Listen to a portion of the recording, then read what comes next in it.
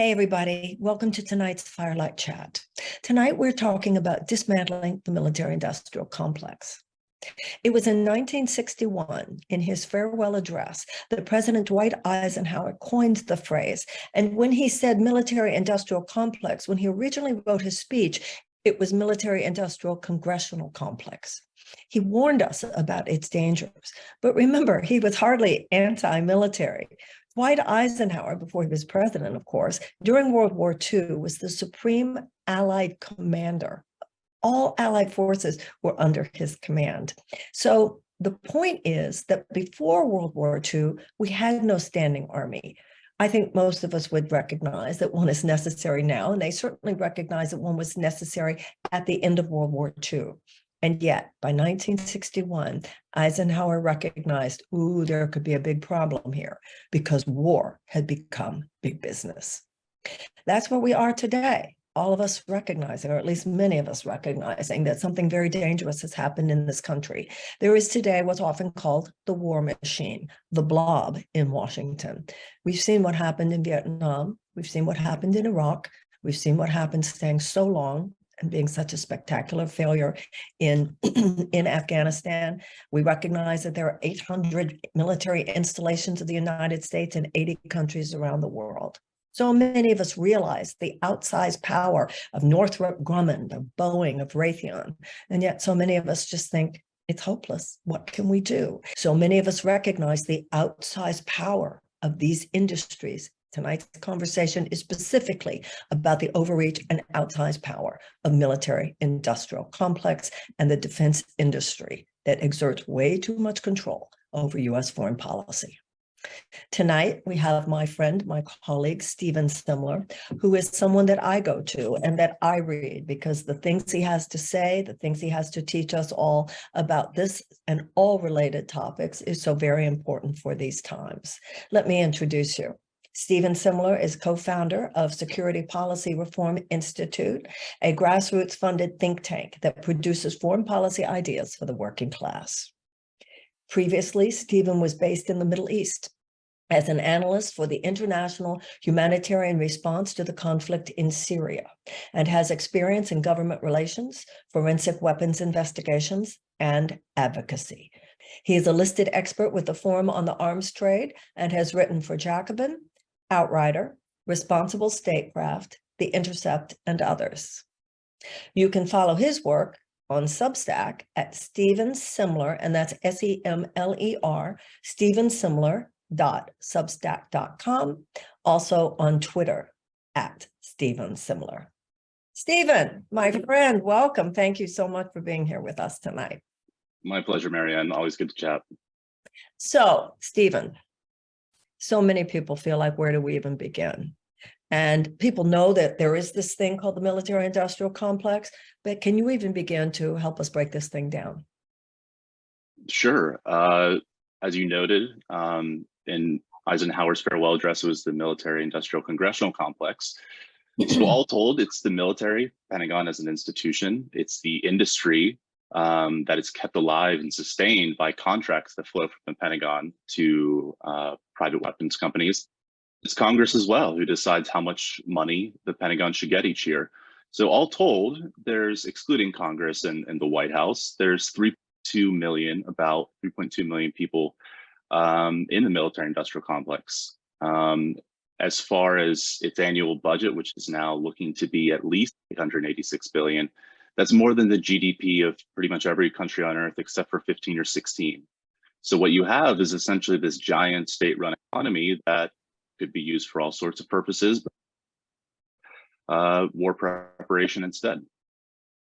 So the speech in which Eisenhower coined the phrase was in 1961. Can you give us a little bit of history? What happened right after that? How have things been going? What's a little bit of the chronology that led to it becoming this gargantuan blob that he warned us about? Well, over time, after World War II, there's the decline in military spending, but every time military spending has decreased over time for at least a few years, like 5 to 10 years, there's always been some new crisis that's popped up. So first is the Korean War, Then it was Vietnam, and then in between those, there was this missile gap that Kennedy talked about.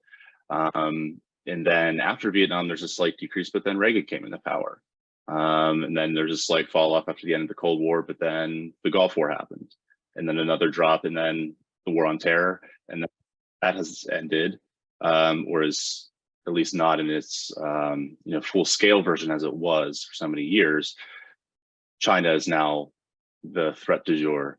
So essentially what has happened is that the military industrial complex has sustained its power over the last 20 years. In particular, you can look at the percentage of the Pentagon budget that has become commercialized, meaning that our troops and in-house capabilities is that it's outsourced to the private sector. So before the war in Iraq and before the war in Afghanistan, is about 40% of the Pentagon budget went to the private sector through contracts. But by the end of it, it was above 50%, and it stayed there. So, in any given year, more than half of the Pentagon budget contracts.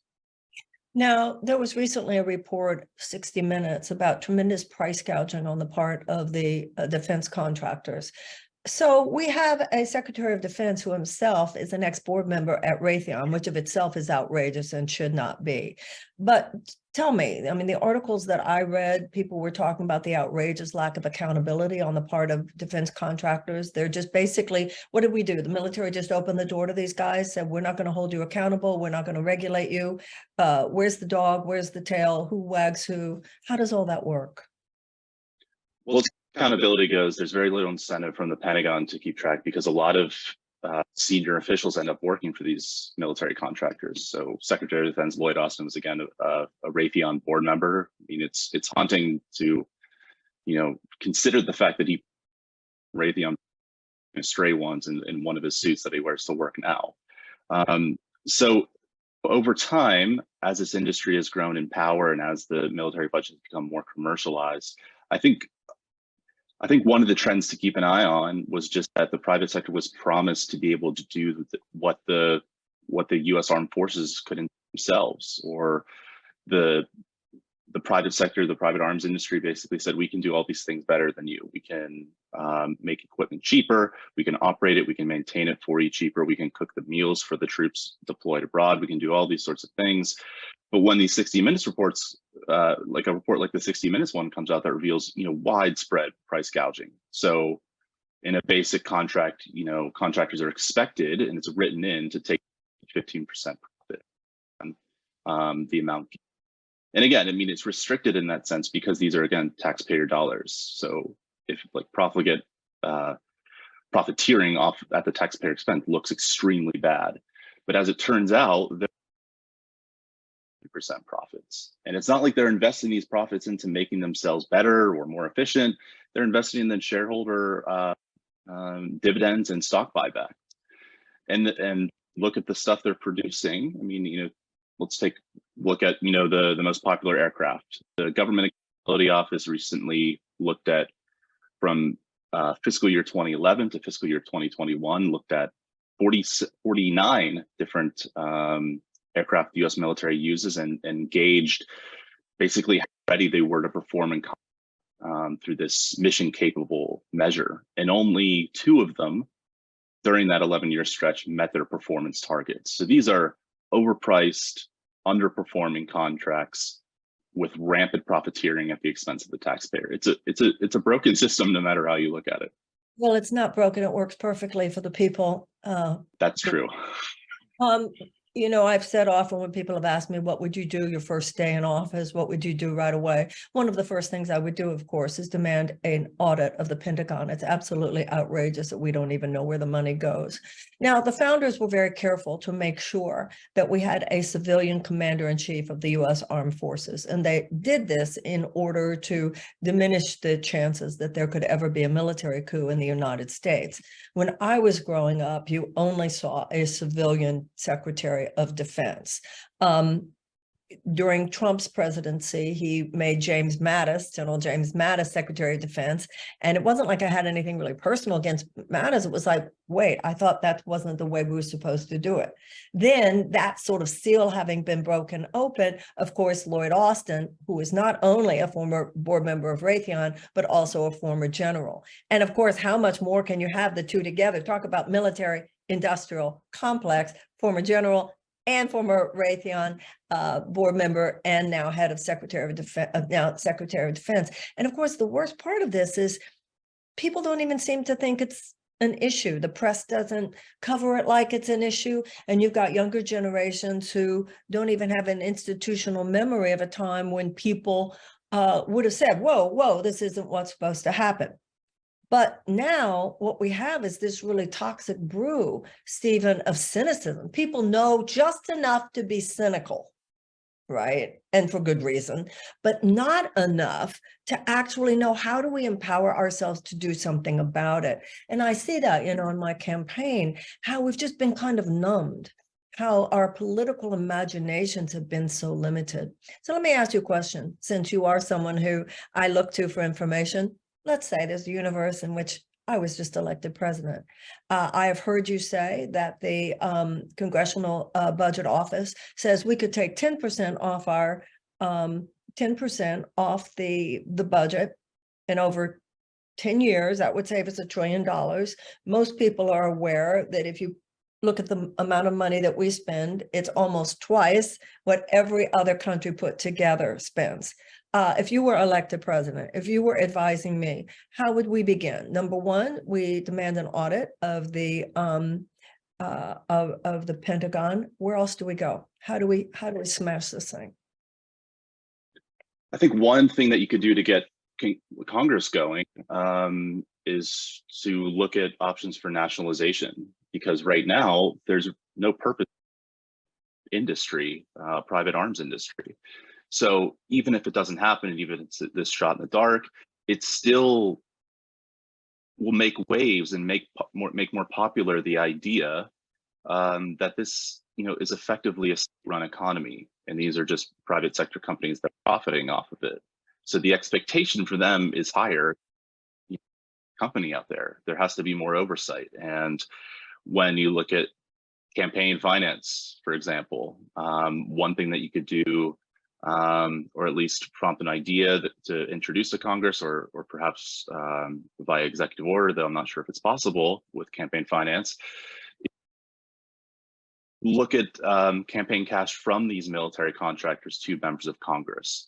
So again, these are without Congress, without the taxpayer, these companies don't go very far. So Raytheon, over 70% of its revenue comes from the taxpayer, comes from public funds. So if they're getting profits from the taxpayer and then cycling funds, a portion of those profits back into campaign finance to get bigger Pentagon budgets, then what you've got is a very, very corrupt system. And I compared the amount the average member of Congress took from military contractors, and compared split the members of Congress between those who voted yes for an increase in Pentagon spending last year and those who voted no.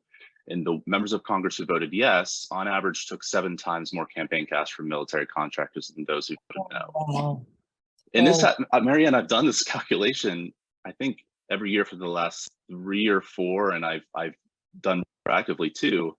And this has been the case every year since 2018. It's not always 7 times the amount of campaign cash to yes and no votes on military spending increases, but every single time in the House and the Senate, there's always a correlation between the members who are more likely to vote for military spending increases are taking more money from military contractors. It's just blatant. And people will say, yeah, of course, that's always the case, but it's important to have a set of data to point to and say, yes, this is actually, added to something you already know is true. But I'm getting distracted here. I think the main things to focus on, should you be elected president, is just to focus on what military spending is. That's first and foremost. It's about class, it's about a redistribution of wealth, and it's about corruption as well. So these are the 2 driving forces that keep military spending high and carry it forward. So I think even talking about it on a fireside chat is here a good place to start. Yeah, well, one of the things I talk about quite a bit on the campaign trail is we need to make that just transition from a war economy to a peace economy. And what do we have? Something like 51% of our economy is at least indirectly related to the defense industry. Is that true? That I'm not sure, but you mentioned cynicism earlier. As a card-carrying cynic myself, who looks at military spending a lot, it's hard not to feel down because you look at it and at times it appears unstoppable. I mean, you look at, Trump went into office, increasing military spending dramatically. And there's a sense that was like, it was, what was the phrase that was always used? Norm erosion or something. And then Biden was supposed to correct that. And instead, Biden has doubled the same pathway.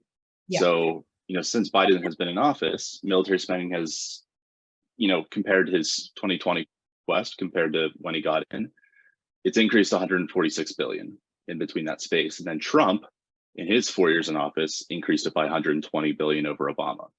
So it's really hard not to feel cynical at this. But if you look at this stuff long enough and you really look at the sinews of the military industrial complex, you'll notice one, extremely talented labor force, a diverse labor force too. It's so you look at it, it's just like, okay, we have something in place here that can produce really startling things. But if it were put to something like clean energy, like infrastructure, would it produce more jobs per dollar invested? Yeah, there's more of a return on investment on a peace economy than on a war economy, for sure. And we can actually use the output. We can actually use the solar panels that are built. We can use the public transport. So my point is, if you look at the war economy long enough, I mean, if you just glance at it, it's just almost too horrifying to look at it. But if you really look at it in terms of what it is, in terms of class impact, in terms of what it actually produces as sort of an economy, then you have some really tantalizing propositions of transitioning to a different sort of state-run economy that can really be put to use effectively. Well, we need the American people to actually start voting for people who will actually make these changes. As it is right now, as you're saying, it doesn't matter if it's a Democratic president or Republican president. One of the things that always happens now is that the budget for the military will be increased. And of course, for the reasons that you said. A lot of people also will give President Trump credit for the fact, well, we at least weren't at war. But number one, he didn't leave Afghanistan. But more importantly, he did increase by a lot the defense budget, because that's the deal. That's what that is the deal. Talk about the art of the deal. Talk to me about these military installations, bases, and so forth internationally that we have. I think a lot of people don't realize how much military presence we have around the world, whether we're at a particular war or not. The number that people seem to have set on as far as the number of bases is 800. Now, hawks and particularly just, people I sometimes call warmongers, they say, oh, that's nothing. I mean, we had twice that during the Cold War, which is true. How that 800 bases is spread across 80 countries, at least 80 countries, upwards to 85 known, and then possibly 90, which is twice as many countries as what happened as we had in during the Cold War. So we're actually in more places, even though we have less actual installations, as it's called. But these bases are bigger, they're more established. The purpose of these bases is for our security. It's supposed to be for our deterrence. But again, there's this lack of foresight and analysis in terms of that security is socially constructed. So it's not just, you can't just say bases improve our security, it's how the bases are implemented. So if you look at Syria and Iraq, the US bases there, the only purpose seems to be baiting attacks at US troops who then forced to retaliate. And what you see now is, follow the stream of attacks closely. You have in Syria, for example, you have usually loosely affiliated Iran militias attacking the US military base. The base there is for, you could ask 10 different US officials and get 10 different answers for why it's there. And then the US will retaliate, and then there'll be retaliation against that retaliation. It's kind of just this cycle of violence. And it's not really improving security for anyone, certainly not the troops. Yes, recently there was an incident with the Russians and Americans in Syria. And when I asked people that I know in the defense establishment, nobody can really give you a reason why we're even there. Like you said, we're just there. That attracts attacks from terrorist organizations, and then the United States military is forced to respond.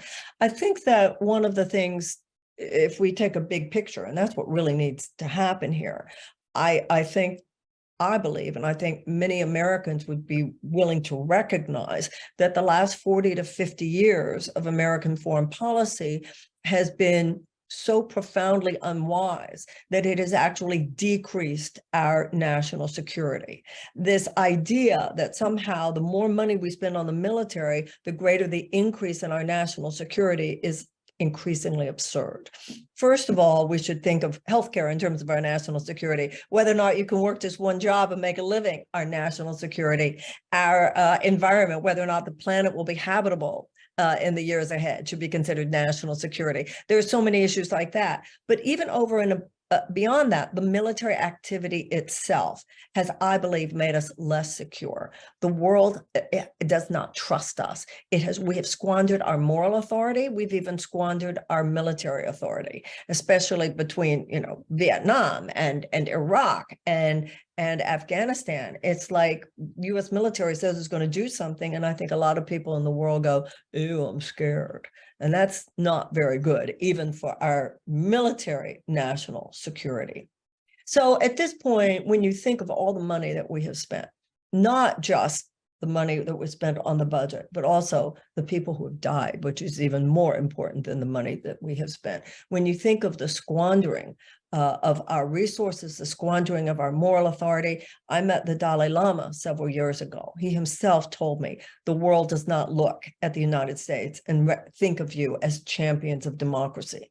Now what we've got is a situation where the world is tired of America just going around saying it's going to be this way, and we're going to put a military installation in your country, and kind of walking around like we're these bullies in a military sense, the way we have over the last few decades. And here you have China come along thinking, oh, we have a better idea. We're going to offer that same amount of money that the United States spent on all those military, we're going to offer all these economic incentives to these countries.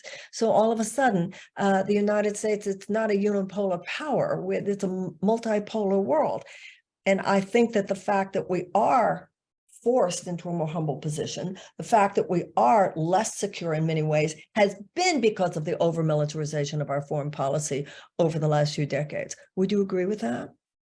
Yes, absolutely. I mean, how can you not, argue and say, look, I mean, looking at the 2002 to 2021, so 20-year stretch, almost 16 trillion spent, and a little over half went to contractors. So, and during that, we've got to slow down because everybody just really has to take that in. Say what you just said more slowly. Since 2002. So this was starting with as a response to 9/11, right? Right. Okay, tell us how much and tell us what? So October 2001, which is the start of fiscal year 2002, all the way up to through fiscal year 2021, almost 16 trillion spent on the Pentagon, 15.8 trillion, I believe. And then 8.2 trillion went to the private sector through contractors. This Brown University study, the Cost of War Project, found that, over the course of these, since the US started this war on terror for 20 years ago, 4.5 million people died. And that's not just through direct violence, that's, through indirect violence, like destruction of a healthcare facility, a breakdown of public health infrastructure, contamination of sanitation services, having to leave their home, and refugee flight, and internal displacement. All these factors have created just this horrific trail of violence and destruction in the US's wake. So, once you lose credibility, it's really difficult to get it back. And, highfalutin, pretentious, moralist language may not necessarily work. So, for example, in Ukraine, regarding illegal Ukraine that started in February 2022, Biden has really opted for how do we describe this conflict? We're going to describe it as between autocracy and democracy, but that's not countries in the Middle East or in the developing world at all that have looked at the last 20 so years and the wars that have been launched in the name of democracy promotion. George Bush's constant claim that we're going to be greeted as liberators and bring democracy to Iraq, for example.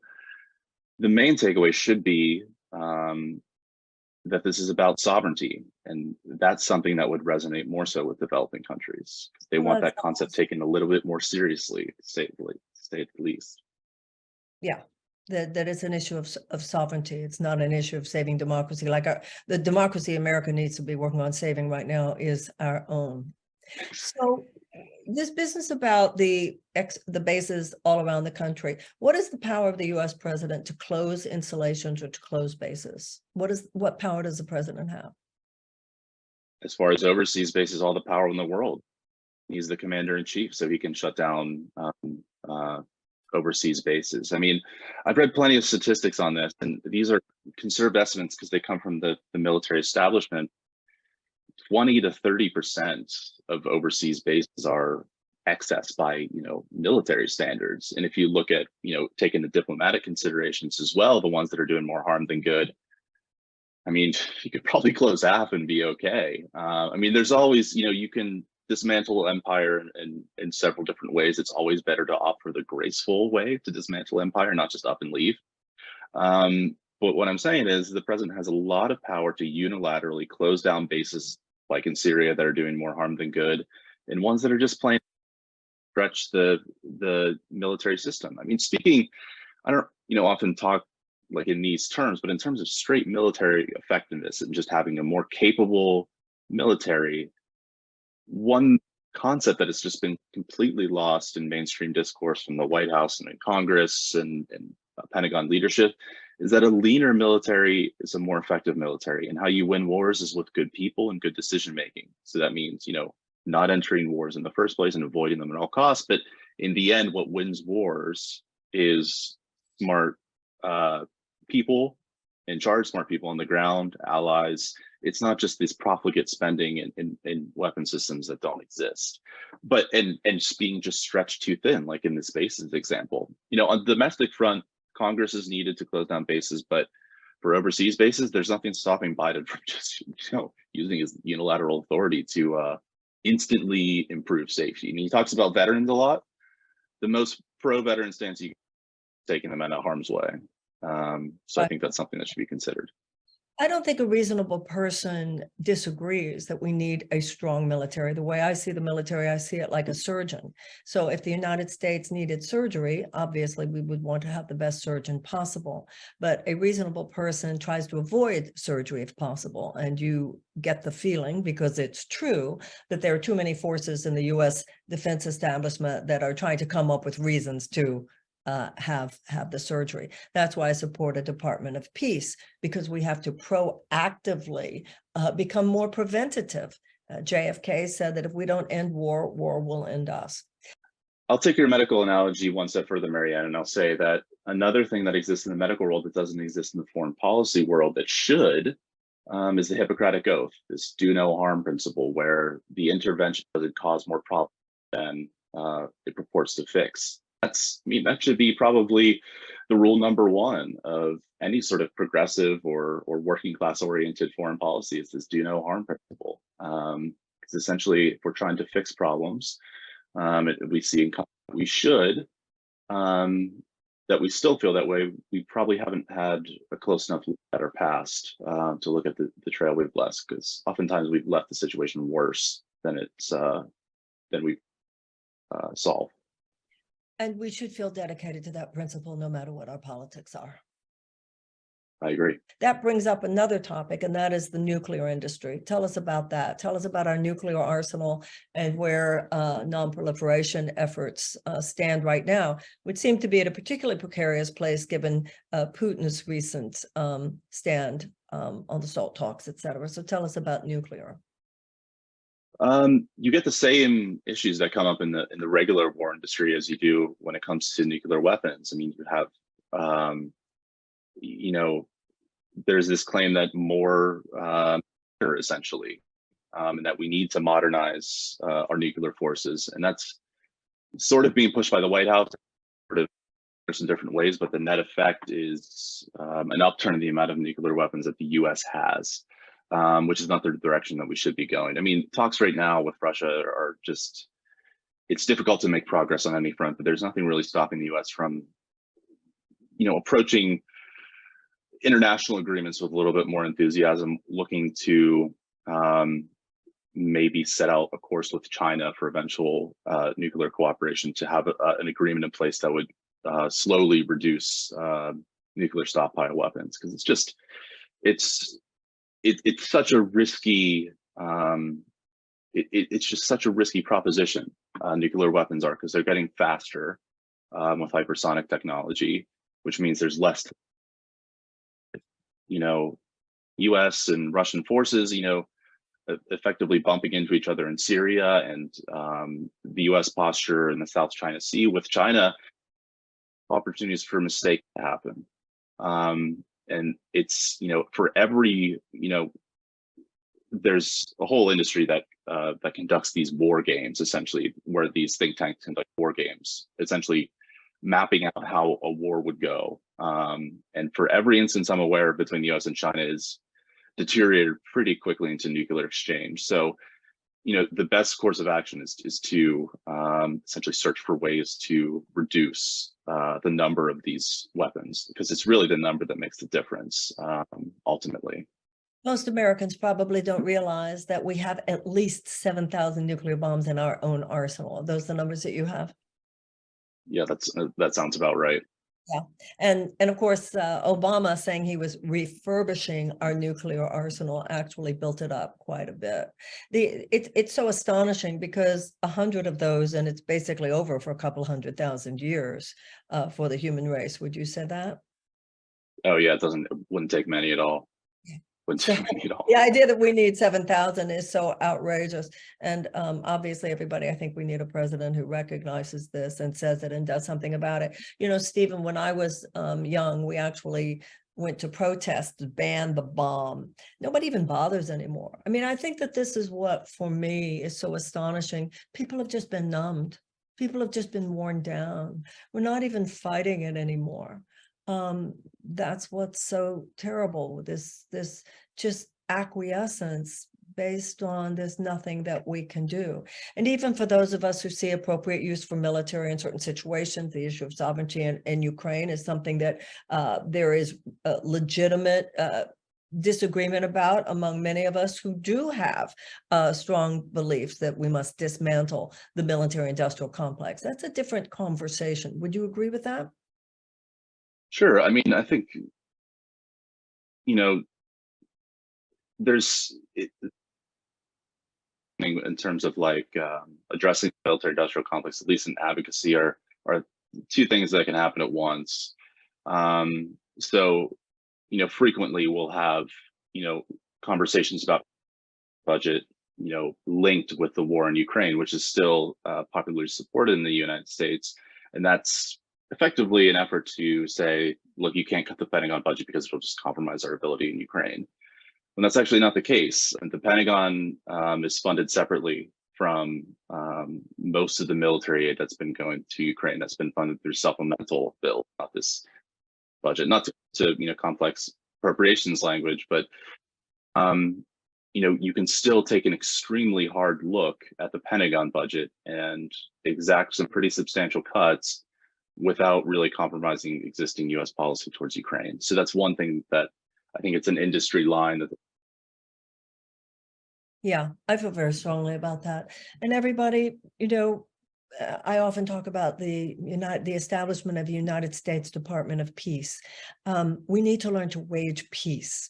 You can't just continue to create situations that almost make war and conflict inevitable and hope that this will always go well. We have to learn to have peace games as well as war games. And it's very important, I think, for all of us to remember that there are specific sets of expertise called peace building. And the factors of peace building are the expansion of economic opportunities for women, the expansion of educational opportunities for children, the reduction of violence against women, and the reduction of human suffering. Whenever those factors are present, you have a higher incidence of peace and a lower incidence of violence. That's true whether it is a corner of an American city or any other place in the world. And that, of course, gets us to the gargantuan gap in funding between the military and the State Department, right? So the State Department gets what, about 80 billion a year? Is that correct? If that, I think 50 to 80 billion has been like over the last years, it's been within that range. But if you think about it, I mean, the State Department, like why I'm on board with your Department of Peace idea is because the State Department part just isn't getting enough. Institutionally, I think it's flawed. It's part of its mission is to promote foreign military sales of arms, U.S. arms sales abroad. And the recent analysis I did for The Intercept was I looked at all the countries that the U.S. sold weapons to in 2022, and found that close to 60% of the world's autocracies based on, that's, you know, a collection of countries that are identified by various groups like Freedom House. I use the Varieties of Democracies Index, which is based in Sweden. At the end of the day, all the countries that are autocracies on Earth, the US has sold weapons to close to 60% of them in 1 year alone. Okay, so slow down on that because I want to make sure everybody heard that. So of the world's autocracies, we have sold arms to 60% of them. Is that what you just said? That's right. And of course, primary among them, I think, is Saudi Arabia, correct? That's right. Which is, and not just in terms, I mean, not just in terms of political significance, but in terms of actual cash flow. I mean, they're one of the biggest buyers of U.S. weapons. And then you have the problems with Yemen and what is right. a genocidal war that we are indirectly participating in. That's exactly right. Are you hopeful? I mean, you study this stuff every day. You're always dishing out all these statistics. You're educating the rest of us. What does this do to your head? I mean, as I mentioned to you before, I am a cynic, but I'm not on board with checking out, because I realize that engendering cynicism is a very powerful political tool used by the ruling class. And I don't just say ruling class flippantly. I'm trying to capture the, you know, bipartisan leadership here. I mean, it's meant to make you kind of tune out because it makes it easier to you know, conduct things without the public's input. But there are ways that, you know, one, I'm drafting a bill now that will hopefully come out soon through my think tank, or at least on my news, that this will just remain between you and me and the, you know, tens or hundreds of thousands of people who see this conversation. But to cut the military budget and have another round of 600 checks. So essentially, you know, when I was in the humanitarian sector, I often thought, like, okay, is my job worth my salary in terms of like the effect that it's having on the ground, or would it be better just to liquidate my salary and just dump it in? And it turns out when it's a question about military spending versus just let it or keep it, I mean, it's a pretty interesting proposition. You know, say if we were to cut 140 billion from the Pentagon budget, reinvest in another round of stimulus checks, what could we expect?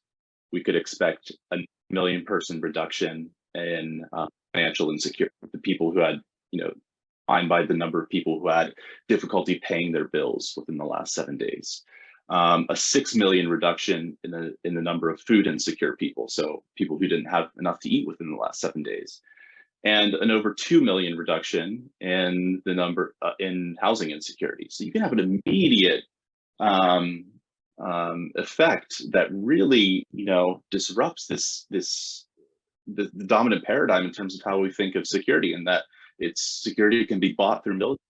Actually, multiple ways that security can be bought, and oftentimes it isn't through military spending. It's something that it would be as simple sort of a tax rebate, like a $600 tax rebate would have just instantly improve the lives of millions of people, make them secure. It would be, you know, a textbook case of an outdated mode of security versus one that's human security, that's human centric. So that's one thing that I think the peace movement hasn't tried yet that needs to be more involved. Because I mean, building a mass movement, it'll take time. And again, that movement doesn't exist, but a very fast way to get people involved is not just to continue talking about quality, which is extremely important, but actually get interests involved and actually show that, look, I mean, we have an alternative here that's very viable and that could be extremely beneficial. So long-winded answer to saying, yes, I'm still cynical about all this, but I'm not hopeless. And I think there's a lot of exciting things that we can do. And I think you're definitely helping by running for president. Well, cynicism is just an excuse for not helping. And your work That's doesn't feel more cynical. Your work makes me feel more hopeful, because we have, you know, part of nonviolent revolution is being educated, knowing what it is that needs to be done. Like I said before, the system has numbed people. It's limited our political imaginations. People are just feeling it's hopeless. When I read your work, I'm like, no, it's not hopeless. This is what we have to do. And when you ask, you know, how can we do it quickly? The answer is, of course, elect me, Marianne2024.com. We can have a president who says, okay, we're going to get started, and we're going to actually reduce the military budget. We are actually going to tell the American people what's really happening. We're going to talk about national security as it really is. We're going to be honest about what American foreign policy, over militarized as it has been, has done throughout the world over the last few decades. And we're going to have a U-turn. We're going to start turning things around. Stephen Semler, tell people how they can find you, where they go online to find your information. If you follow Marianne Substack, her newsletter, she recommends my newsletter called Speaking Security. You can find it at stephensemler.substack.com in case I meant something. And you can follow me on Twitter at Stephen Semler. You know, sometimes people ask me, well, who would be the people you would surround yourself with? You know, if you were president, who would you be listening to? I can assure you, Stephen Semler would be on speed dial. Thank you very much. Stephen, thank you. Thank you for all you do for all of us. Thank you for the information that you continue to give us. Thank you for the fact that you persevere, you keep it up. Your work is so, so valuable to me, and I know to millions of other people. So thank you very much. Means the world, Marianne. Thank you. Okay, everybody, that's our Firelight chat for this week. You know, Stephen, I think that a lot of people would have had questions about tonight. So if those of you who are listening do have a lot of questions, maybe we can get lucky and have Stephen come back. I'm sure that this is a conversation that many people carry on in your minds and in your hearts. Let's have the conversation together. All my best. Good night.